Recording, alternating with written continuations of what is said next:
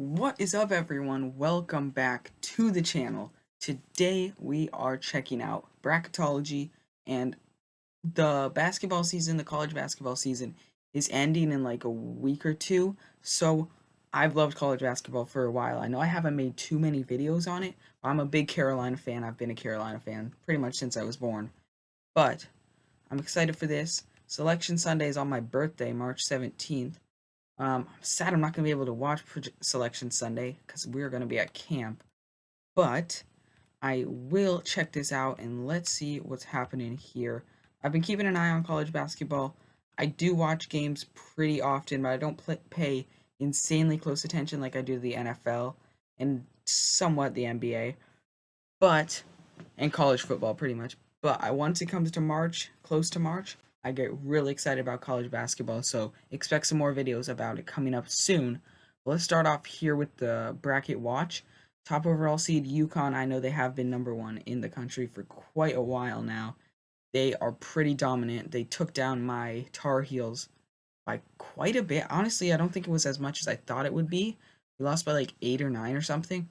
But it is what it is. They are the best team in the country. First team out, the team that will, if it stands right now, will just miss March Madness is Providence. We'll see if they can make a bit of a turnaround. All it takes is a couple wins. They'll be right there at the 16 seed. And the last team in, the team that could barely make it, Ole Miss. So that's the bracket watch. Now let's get into the actual stuff here. On the bubble, here we go. Last four byes. Teams who will have a bye in the first round, we have New Mexico, Nebraska, Texas A&M, and Nevada. Then the last four in. These teams are super close to getting eliminated, and I'm shocked about one right here, Gonzaga. How? How can Gonzaga go from being pretty much the best team in the country for the last decade to now being in the last four in? That's a little crazy. Butler, too, I feel like they're a little better than that. And Seton Hall and Ole Miss, I don't really know too much about them. But Ole Miss, we just saw last team in. We'll see if things shake up a little bit. Here in the first four out, we have an ACC team here. We got Wake Forest, then Cincinnati, Utah, Big Ten team, and Providence. Okay, interesting. And the next four out, these teams will need to do something big if they want to make a run in March. And first up, we got Colorado. Okay, Villanova. That's a little surprising. Villanova is usually pretty solid. They usually make it. St. John's and Pitt. Okay, interesting. Another ACC team there. They're gonna have to do big stuff if they want to make March Madness. We'll see how it goes. Before we get into the main bracket, let's get in to the what do you call it? The play-ins. Seton Hall plays Ole Miss. That could be a solid game. 11 seeds. They're in the play-ins, but they're honestly really good teams. And Norfolk State, North Dakota, they're expecting that they're going to be automatic qualifiers. Which, if you don't know what that means that they're going to win their tournament, which will automatically secure them a spot in March Madness. And that's the same thing for East Kentucky and Merrimack at the 16 seeds. Then this game is one I am watching for sure if I'm home from camping time. Butler Gonzaga. Gonzaga, wow, I've always hated Gonzaga just because of how dominant they've been. And I am going to be rooting for Butler heavily here, but I'm just shocked Gonzaga got the 11th seed. They might not make March Madness, and that is just crazy to think about. All right, here we go. Starting off on the east side in Brooklyn, we got UConn taking on Southern U. Not sure what U that is. Southern. Is it just Southern University? Oh, they're not going to tell me. Okay. Southern. I don't know. I'm guessing it's just Southern University. Not familiar with that, but they're expecting they're going to be an automatic qualifier. And UConn, they're predicting they're going to win their tournament as well, which is a pretty easy prediction as their conference is not that difficult. Then we got a team I've loved for a really long time. Two teams I've liked for a really long time, actually. Florida Atlantic, who is currently an 8 seed, and they're in the top 25. I think they are like 22 or 23 right now. And TCU, Texas Christian. I've always loved TCU. I'm thinking about going to TCU one day. We'll see how things turn out, though. And that's the first division there. We'll see how that turns out. It could be pretty interesting. We got three very good teams in that one. That'll be interesting. Now, this one, I feel like you're extremely lucky if you ended up in this division here. Wisconsin and Auburn should be very happy right now because they got two very easy wins, at least they should be. Indiana State and Appalachian State. These should be easy wins, but Wisconsin and Auburn are both moving down 5 and 4 seeds. I'm guessing Auburn was a 3 seed and maybe Wisconsin was a 4 seed before. So we'll see how things turn out here. I think this should be an easy win for Wisconsin, surely, and Auburn and Appalachian. Auburn should win, but Appalachian State has been known to make quite a few upsets, so don't be shocked. Well, you should be shocked, but don't be like, oh my goodness, if Appalachian State does pull that off, because I could put them as a sleeper team, for sure. And we got another solid team here in Pittsburgh. Pittsburgh. We've got 4 solid teams here. We got Colorado State. They're going to be taking on either Seton Hall or Ole Miss, who, as we saw up here, are playing in the play-in game. That's going to be a very good game to watch because the winner is going to take on Colorado State. So, I am going to predict right now that Seton Hall is going to win it. I think they'll take on Colorado State, but I think they're going to lose to Colorado State, but you never know. Seton Hall has been pretty solid in the past. Then we got a very good team in Iowa State. They just had a tight game against, I think it was Houston yesterday. I'm not sure if they won or not. I don't believe they did, but I could be wrong. And Vermont, yeah, this should be an easier win for Iowa State. They should move on to, what is it? The round of 32. They should move on to that. And that's it for Pittsburgh. Now we move into Charlotte. We got Florida and Nevada. Easy win for Florida. Maybe. Crazier things have happened. Nevada, I have seen, has been moving up. Here we go. Here's my team. North Carolina taking on Colgate.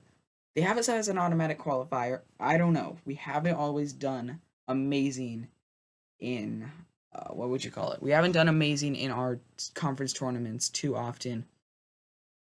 But we are the best team in the ACC right now. But I don't know if we are going to win our tournament. We haven't had too much tournament success. And we've been known to beat insanely good teams. Like, we beat a top 5 team this year.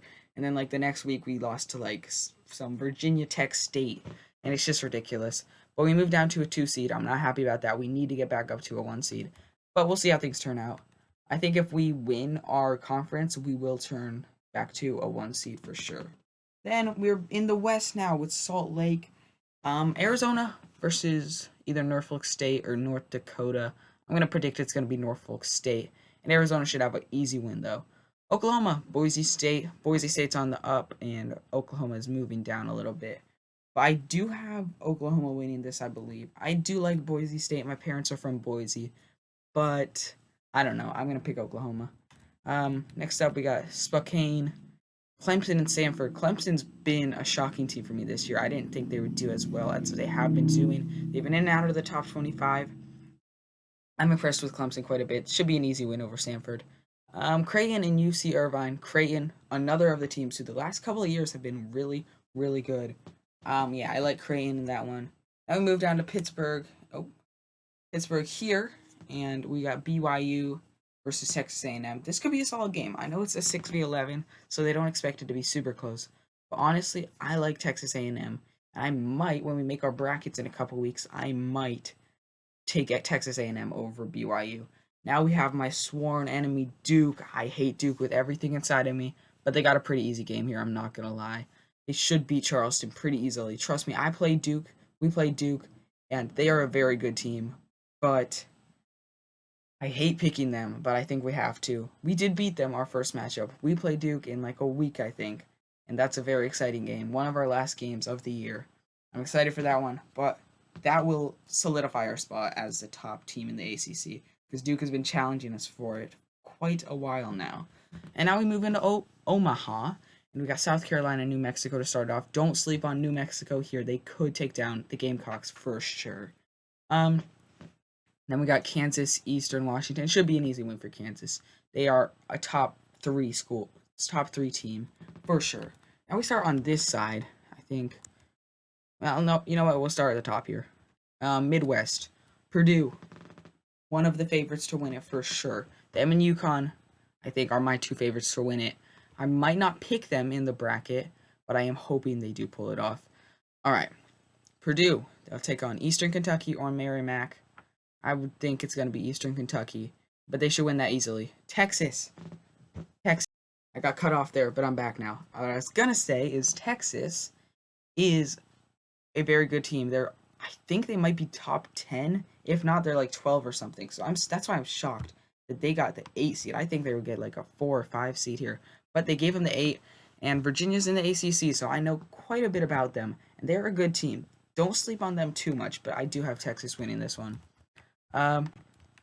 Kentucky versus South Florida. North Carolina. Did we lose to Kentucky or did we beat them? I can't completely remember. I know it was a close game. I think we might have ended up losing, actually. Which is crazy because we only have like 4 losses this year. And one of them was to a 5 seed. Ugh, I don't like that. But Kentucky will win against South Florida for sure. Next, we got San Diego State and Akron, both automatic qualifiers. San Diego State for sure should get the dub in that one, but you never know. St. Mary's, Grand Canyon. It's St. Mary's for sure here. Baylor, Oakland. Pretty obvious here. It's going to be Baylor. I honestly don't think Oakland's going to make it. Next we go to Charlotte. We got Utah State, Nebraska. I mean, Nebraska's solid. Nebraska has been solid the last couple of years. But, I don't know. Can they take down a 7 seed like Utah State? I don't know. I'll have to see, but I'm going to say, I think, as it stands right now, we got to give it to Utah State. But I don't think you should sleep on Nebraska. They could make a run for sure. Tennessee, Quinnipiac. I've never known how to say that. But it's Tennessee for sure. Quinnipiac, they're not going to beat them. Then we got Houston versus Sam Houston. This is the Dallas, the South area. And yeah, it's going to be Houston. Pretty easy win there for them. That's a 1v16. I think only once has the 16 seed beat a 1 seed. It's kind of crazy. You would think it would happen more than once in like the 100 years plus that March Madness has been around. But I guess not. In the last game here in Memphis, we got Washington State, Northwestern. Close game here, for sure. These 8-9 games are always toss-ups for me.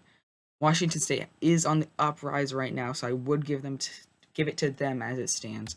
Then we got Salt Lake, Dayton, McNeese State. It should be Dayton on paper. It should definitely be Dayton, but I don't know much about McNeese State. I'm not gonna lie to you and make up a bunch of stuff about McNeese State. I have no idea about them. Dayton, I do know a little bit about. They are pretty solid. I will give it to them. Illinois, Yale. I think it should be an easy win for Yale. I mean, Illinois. Now final spots here. We got Texas Tech versus Butler or Gonzaga. It's probably going to be Gonzaga, but you never know. You never know. I think Gonzaga has the better team on paper, but they just have not been able to put it together this year. Butler does have a solid team, though. Once again, that's going to be an exciting game, and honestly, the winner of Butler Gonzaga has a very good chance of taking down Texas Tech. If Gonzaga beats Butler, I'm going to give it to them over Texas Tech, but if Butler beats Gonzaga, I think Texas Tech will beat them. That's what my guess is right now. Then we got Alabama versus High Point. Should be an easy win for Alabama. Don't know much about High Point. And the final division here, we got Indianapolis in the South. Michigan State, Mississippi State. All right, Mississippi State is not a terrible team. Don't sleep on them just because they're a 10 seed. I think they are one of the best 10 seeds for sure. Maybe them in New Mexico could be pretty close. And then Marquette and Morehead State. Yeah, it's totally going to be Marquette here, but you never know. Morehead State could pull a crazy upset. And if we look at our conference breakdowns here, I'm very disappointed in my conference, the ACC. We only have 4 teams, which let me try to figure this out without looking. We would have Virginia, North Carolina, Duke, and what would be the other one? Pitt, or did they keep Pitt out? Clemson, right? Let me see if they tell us. Please.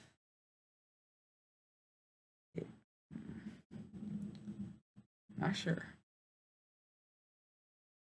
Overall, if we look here, Clemson is 17-8, so I'm guessing with a 17-8 record, surely they would give it to Clemson over Wake Forest and NC State. Would they? I don't know, honestly.